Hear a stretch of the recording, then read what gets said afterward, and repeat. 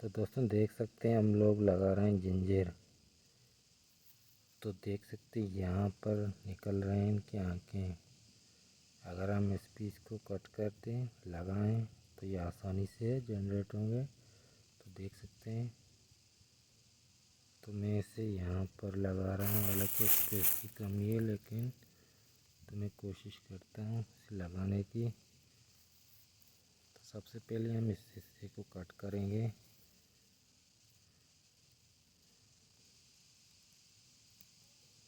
तो ये काफ़ी सख्त है,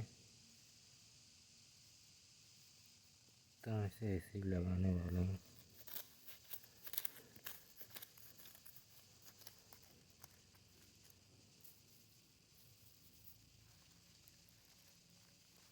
तो इस तरीके से हम लोग इसे लगा रहे हैं।